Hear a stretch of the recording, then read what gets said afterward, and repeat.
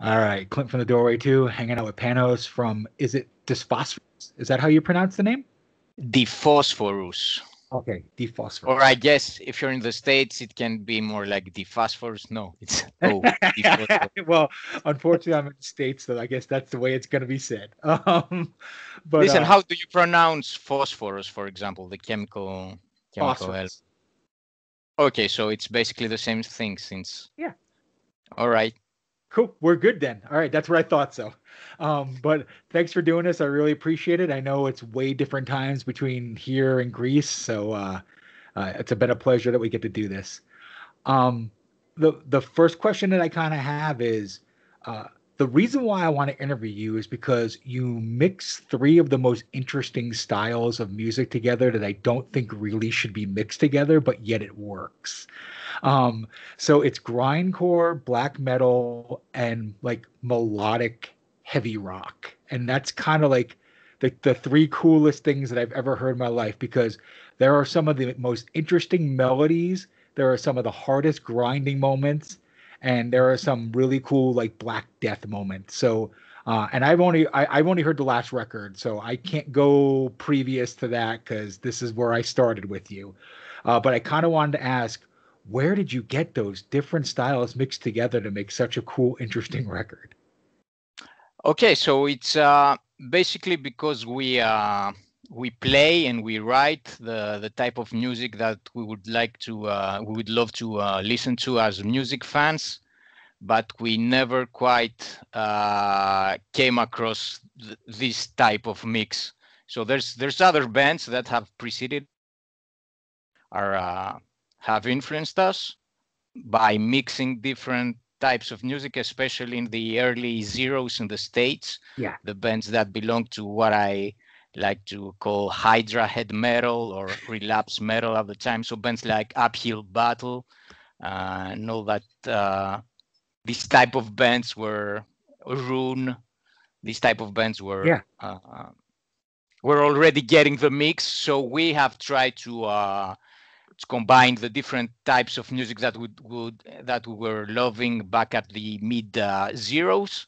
So around that time, I was playing with Thanos in another band, in our previous band, Straight Hate, and we already started to experiment. And obviously, with the Phosphorus, we pushed that further. And so basically, we're playing what we love to hear, and we're quite eclectic and quite schizophrenic as music lovers. So we can hear one moment uh, something and the next something which sound different, but it all makes sense. So it's really a pleasure that you dig it. Yeah, absolutely. So I want to kind of talk a little bit about the artwork too for Sublimination, because it doesn't come across as a grind black metal. It doesn't come across as that at all. It comes across as one of those more crossover kind of album covers. I mean, I don't know if you know what I mean, but like more of like the Anacrusises, the DRIs. Like it reminds me of like where it's a mashing of all different ideas and styles together. And I do understand that it's more of a spatial cosmic kind of awesome art piece that's there. But like I said, you kind of remind me more of the late 90s kind of crossover scene where how you mesh so many different styles. You use a really original artwork. Did any of those bands influence you at all? Which bands? Like You Anacrusis from Texas or DRI or the more crossover kind of grindy thrash death kind of bands. So I'm not sure. I'm not sure that those are influences of our guitarist and songwriter Thanos. Uh, those are great bands. Personally, I haven't listened that much into Anacrusis, yeah. even though I remember back at the days the Greek name sounded so cool. And I think there was a Greek guy or a guy of Greek origin There playing was. with them at some point. Anyway, so no, those are not. I wouldn't say those are direct influences, because actually our hardcore type of background is more towards the uh, metal, what we were calling metalcore back at the time, because before the term became became generic and cheesy. So some European and American bands like All Out War, Kickback in France, um, Archangel in Belgium, Congress in Belgium. This type of bands were mixing a little bit thrashy, deathy, Cool. groovy parts with more hardcore stuff. So a lot of bands from the States. Awesome. Yeah, so that's kind of where I was going to go. So I might be in the right direction, and this is kind of nice. So I kind of feel like you have a very similar vibe to bands like Dillinger Escape Plan, Dead Guy, things like that as well too, because they like to mix a lot of different styles as well. And I kind of wanted to get, do you think your fan base is more in the hardcore grindcore scene, or do you think it's more in the death metal extreme metal scene? Because you almost, in my opinion, split yourself down the middle stylistically, and it's on the same songs a lot of times. Like you will hear those hardcore grindy riffs, but then you'll hear those like melodic death metal or like melodic riffs as well too. I would say our audience is mixed, and this is something that I like. I think our audience is a little bit, even though it is quite, it's an underground audience. We're an underground band, so we don't have legions of fans. Sure. However, we feel that people who are listening to us and love that combination and our aesthetics are like-minded in the way that they are eclectic as well. And also they are, I guess that they are adventurous because it's not in a defined genre or maybe two genres. It's not death metal, it's not black death, it's not, it's a little bit, you have to get into it. It's not obvious that, it's not an album that somebody would say, okay, you're into immolation and incantation, you would love this, or you're into old school death metal, this band's for you. So I guess people could not describe us so easily because, for example, a hardcore grind fan may be bored by the parts that you dig, the more atmospheric, doomy parts.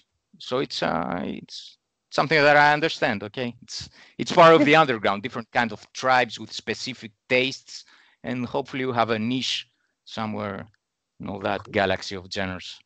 Nice. So let's talk about the themes and the lyrics a little bit about the on this record because they are truly all over the place. I'm just just from what I've been listening to. Um, I like to use the word esoteric because that's almost what it feels like to me.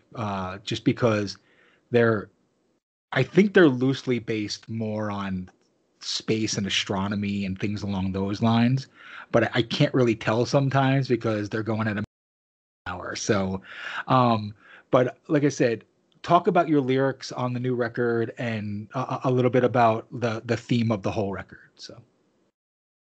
All right. So basically, first of all, we're a concept band. So all of our lyrics and all the themes and the artwork are based around cosmological sci-fi concepts. However, we're not a pure sci-fi type of band. We're not like, Nocturnus or, I mean, those are fantastic bands, but our concept also dwells into the repercussions of science fiction and fiction in general, and of how we imagine that history will occur. So we mix cosmological and sci-fi concepts with a more down-to-earth, hardcore type of concept. So because we believe that what happens out there has direct repercussions of how we live in Earth and how we manage our lives and natural resources and civilization. So it's not two things disconnected for us, the universe and all the sci-fi themes that we deal with, and also what happens around. So depending on the release, depending on our release, the balance is different. So some records might have a little bit more sci-fi direction, and Sublimation is one of those. Some others can lean a little bit more to the more political side, but so the new one is the first album that it's close to being a concept album. However, it's not, because it doesn't tell a history from start to finish. But there are most of the songs are directly referencing the sublimation concept that Ian M. Banks, the late sci-fi author, came across. So we found it very, very interesting to deal with, and also because it's the last sci-fi novel. This concept was detailed in the last sci-fi novel that he published, The Hydrogen Sonata, and then he died, basically. So it has quite an existential quality for me and for us, because it's the last book of somebody which we consider as a mentor for the concept side of things. And we in his last novel, he had an existential concept going on, which is what happens when super advanced civilizations are bored, basically, but what happens in the galaxy, in the universe, and decide to flee to another dimension where it's basically not heaven, but the kind of state of bliss, and it's described in the book. So you should read it if you find it interesting. I do, so I'm definitely going to check it out. That's very cool. So you guys have been around for quite a while, over a decade, from what I'm seeing. How has the band's sound changed from now to the beginning? I've only really had the opportunity to listen to this last record, so I kind of just, for my listeners, my viewers, did you start off more as just a true hardcore grind band, or has it always been this kind of style? It's always been this kind of style that we love to call astro grind. Nice.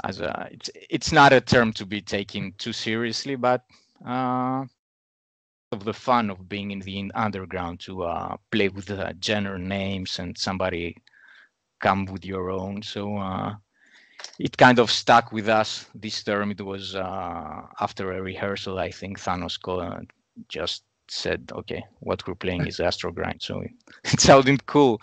So it's always been like that. We're not the type of band that changes dramatically styles from one album to the next. I'm not saying this because I consider it to be bad. Actually, some of my favorite bands have released such records. For example, Wolverine Blues by Entombed was radically different from the first two albums, and it's my favorite. But we're not this type of band. We have our style. It changes a little bit from the balance of the different elements may change from album to album, but it's always the same. The same style. The dynamics change, the sound, the production change. Hopefully the vocals change a bit.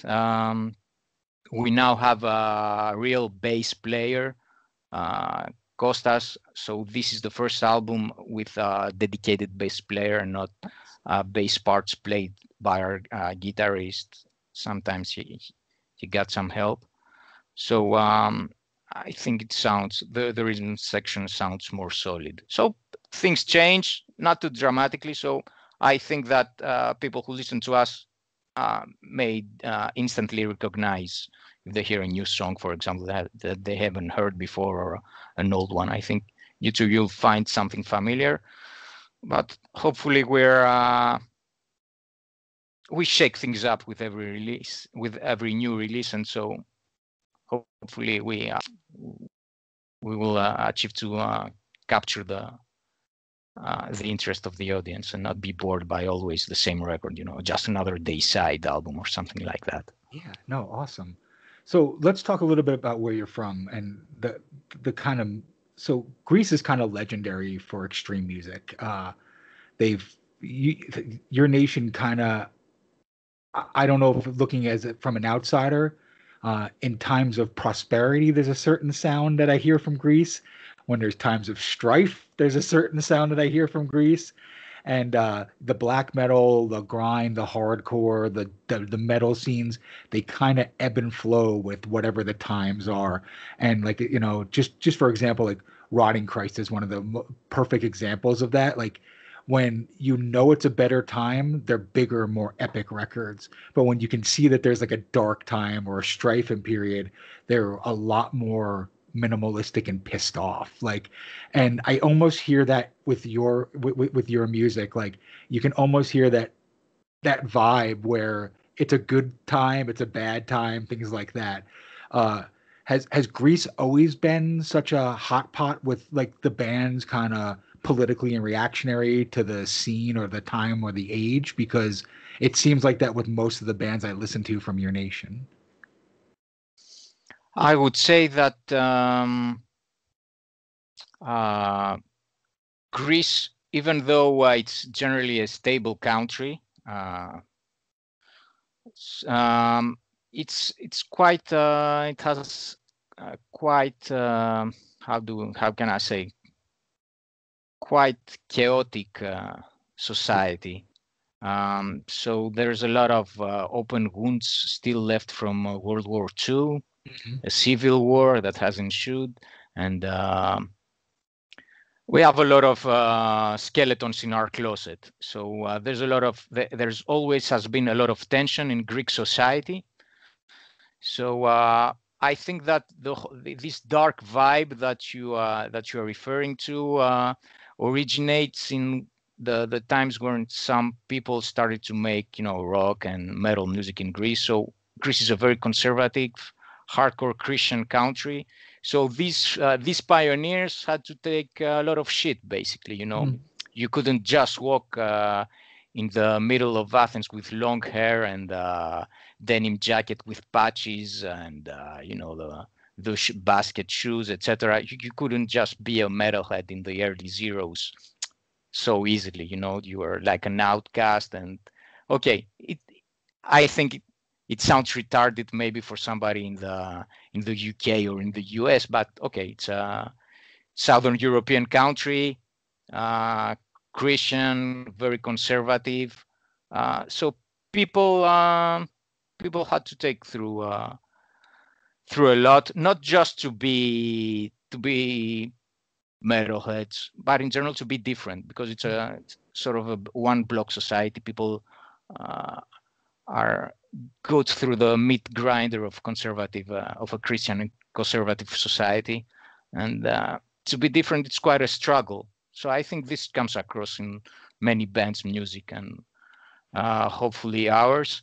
DEPHOSPHORUS is part of a generation of bands that back at the time we weren't fully conscious of that, but we're the type of bands that have started right in the beginning of the financial crisis. Mm-hmm. So I think, even though I necessarily thinking of the crisis when I'm writing lyrics or when we are rehearsing, or I don't know if Panos thinks about that when he writes riffs, but it's something that it's there. It's under your skin. You live in a conservative society in almost permanent crisis, and you have to fight to keep your vital space. Absolutely. No, that makes a lot of sense. So I want to talk a little bit about live versus the recordings. How would you say the band differs on a stage versus in a studio?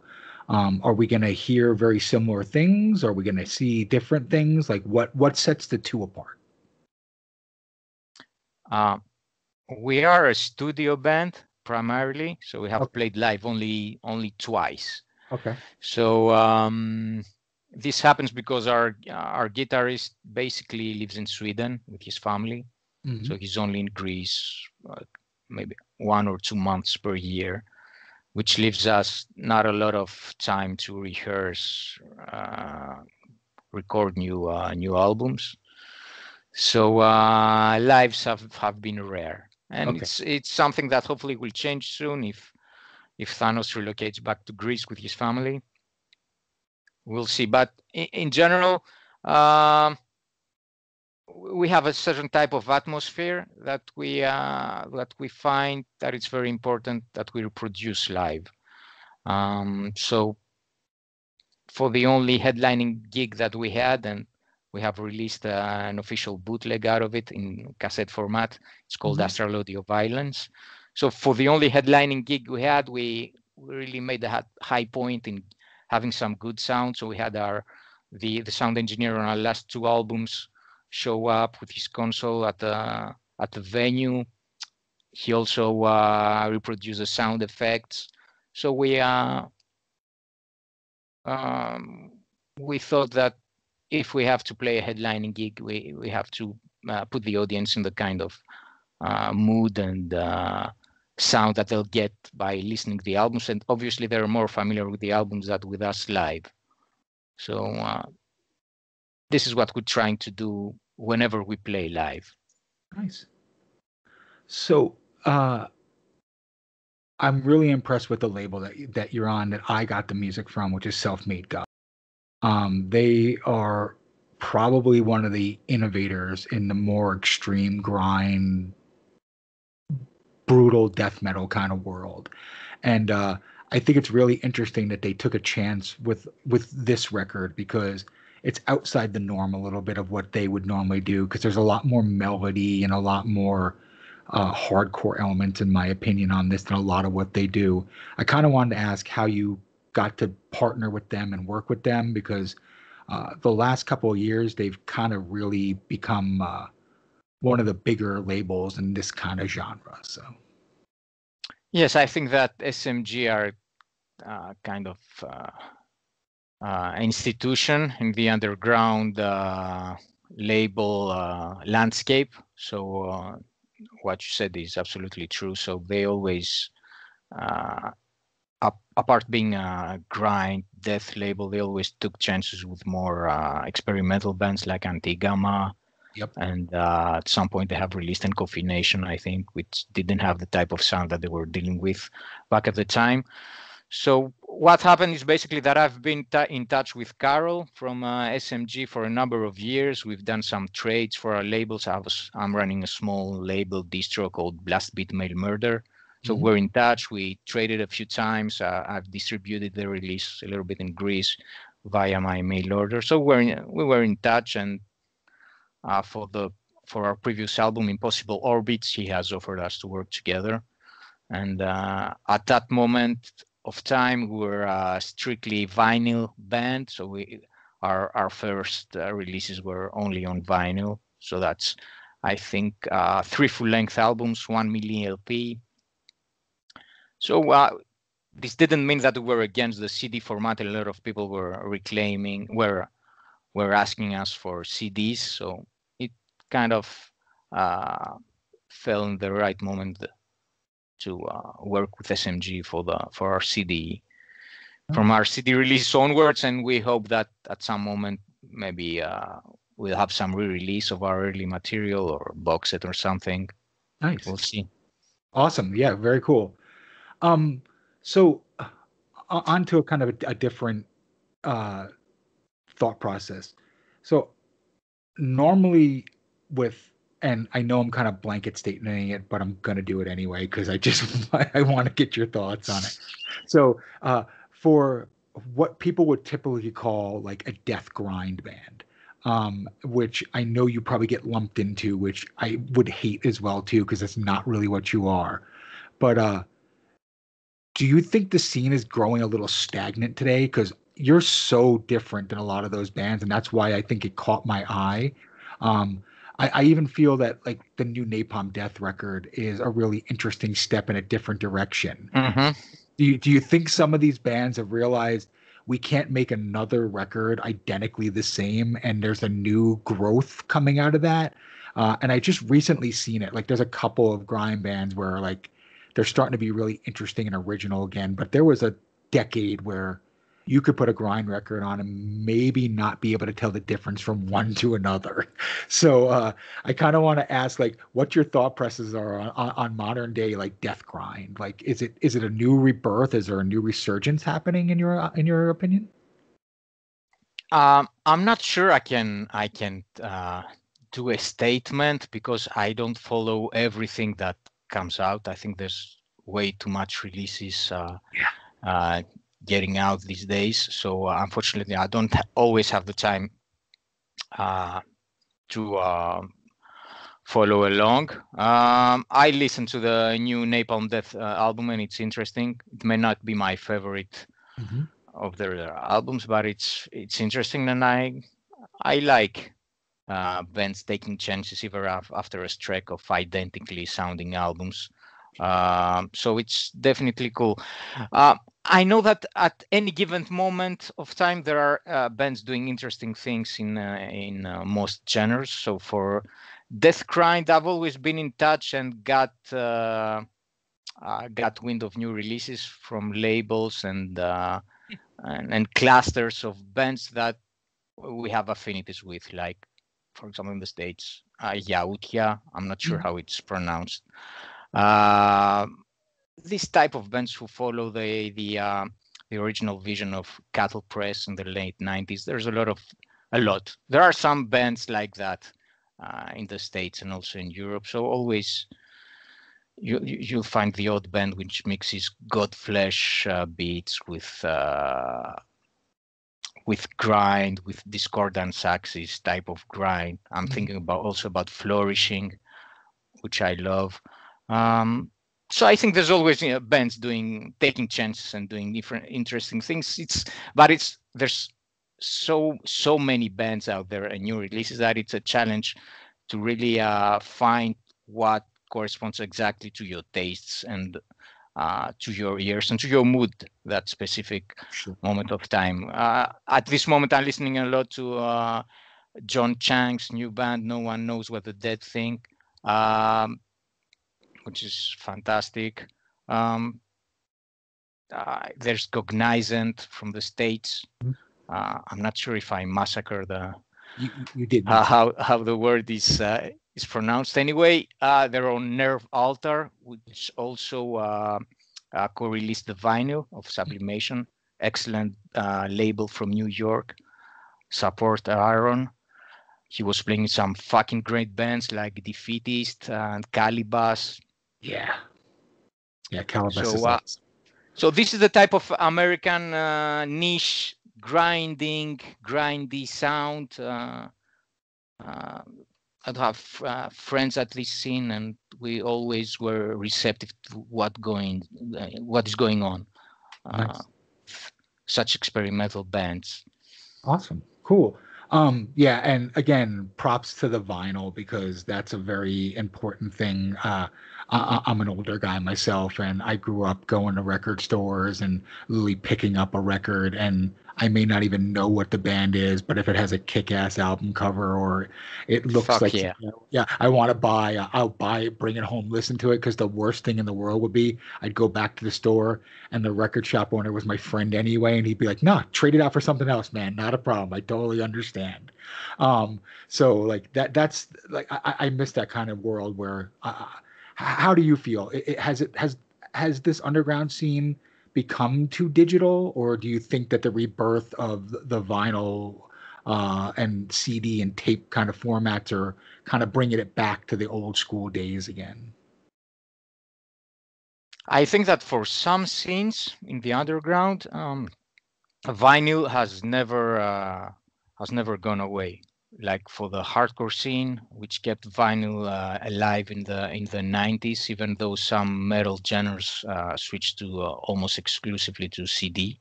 So I don't think vinyl has ever went away. When a label like Hydra had started out, they were releasing some absolutely amazing vinyls before the rebirth. I'm thinking, for example, about the 6-inch of Agoraphobic on Hydra Head. So the return of the vinyl is something that I have advocated about, and I try to raise awareness via my writings in Metal Hammer Greece magazine that I was writing to for almost 20 years. So also by blogging, also by distributing vinyl albums. So I was an advocate of the vinyl format.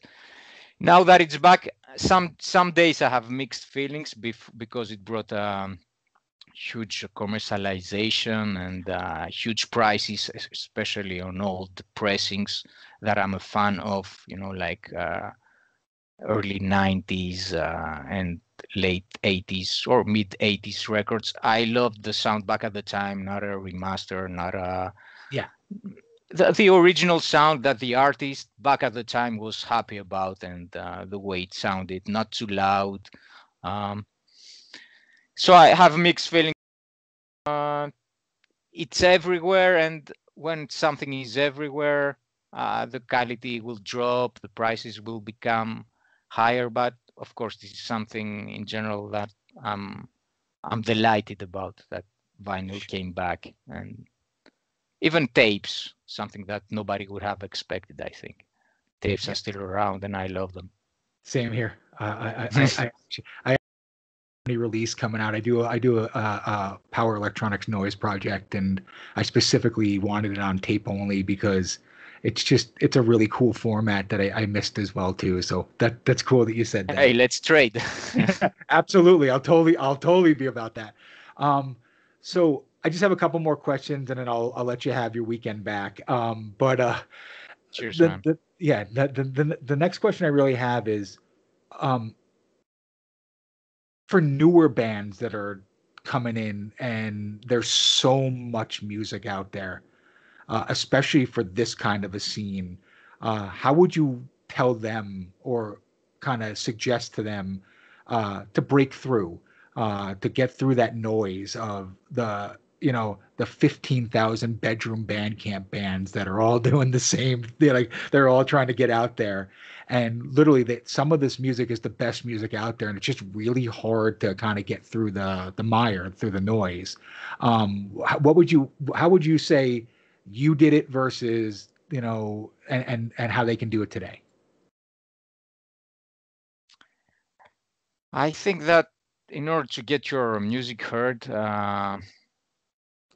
you have to promote it. You have to do some field work or virtual field work. You have to play the game of social media and all that stuff. So I'm an old school guy. I'm not especially fan of social media, and we're not the type of band that is active 100% of the time on social media. It's how it is. So I'm not an expert in telling a new band how to get your music across. You have to promote it. Like Arnold Schwarzenegger has once said, you have to work hard for 50% of the time, and the other 50% of the time you have to tell the world how hard work you're doing and how good is your work. Right. Okay, it sounds cheesy, but it's the truth. So we all know fantastic bands who have recorded excellent works, and that almost nobody knows about. So Right. it's a matter of getting your music across. Hopefully, we living in the digital age unlocks possibilities for bands that older bands did not have before the internet. So I agree. Yeah, no, it's a blessing and a curse. I totally agree. Exactly. Yeah, Yes. yeah. Very cool. So the last question is, and I ask the same question to every band. I just kind of want to get your feedback because it's always interesting to see what people's thoughts are.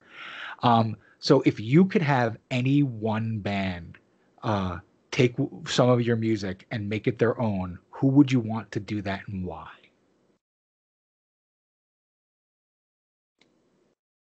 So many bands, obviously. The answer will vary from week to week, depending on what I'm listening to at the time, because I have many bands that I admire and that their aesthetics and concept and music inspire me in everyday life, not only artistically or whatever. So these days I'm listening a lot to John Chang's bands like Discordance Axis, Hayano Daisuke.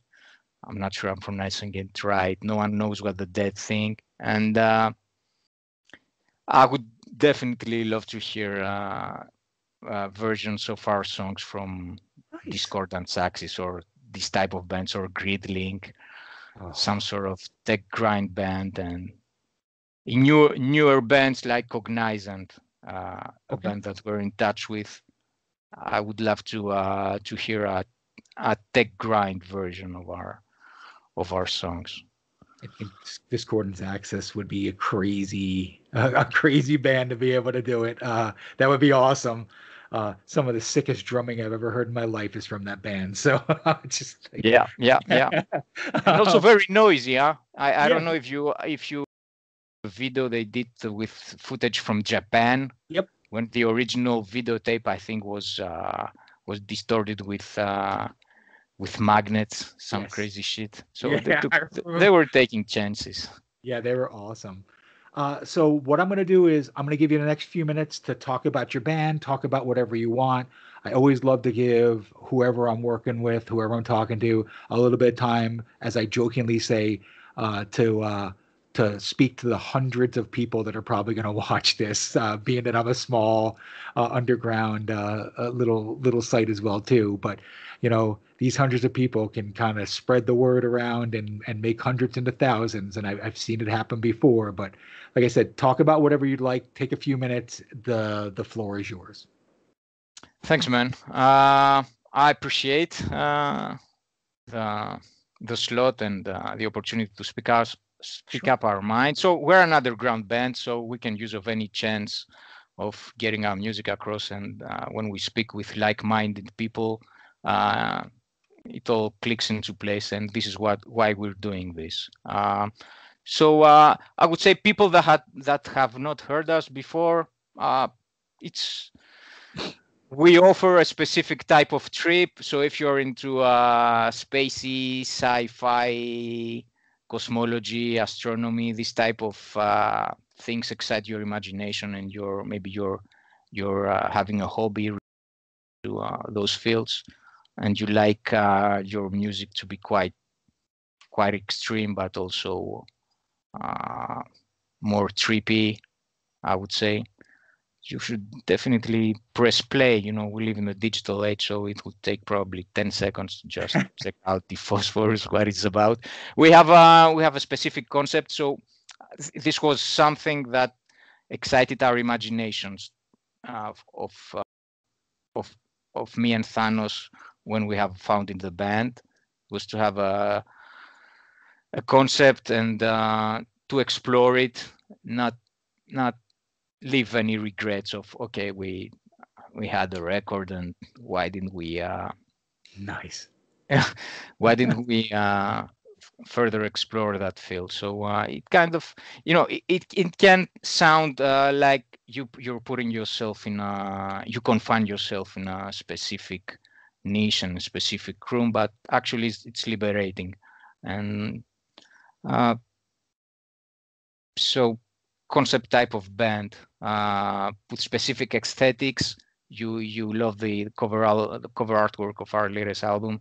Actually, all of our artwork is done by Viral Graphics, which are friends of ours. They work by hand, so all the artworks are hand drawn. We have a specific type of aesthetics, and as these guys are friends of ours, they definitely know how to put into paper what we are about, basically. I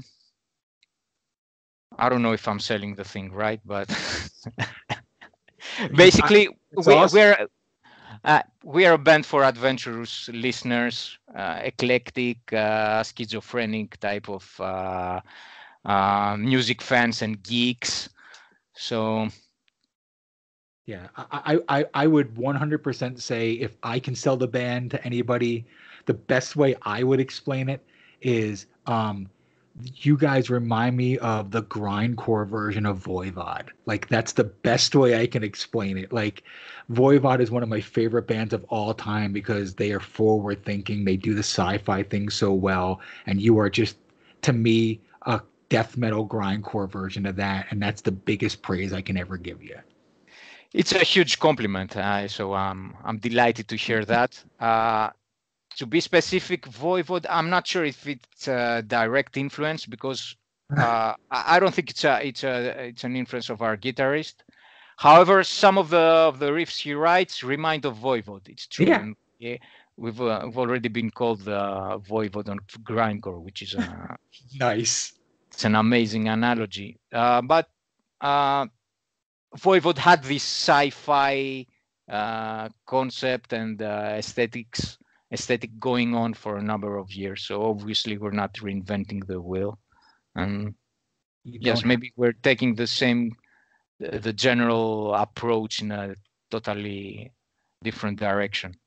But they're an amazing band. I've seen them live and they're I've seen them live 6 times and they're amazing. Yeah. But like I said, you don't have to reinvent the wheel to make the wheel better. And you guys as a band, just as a fan, have made the scene better. So I appreciate that.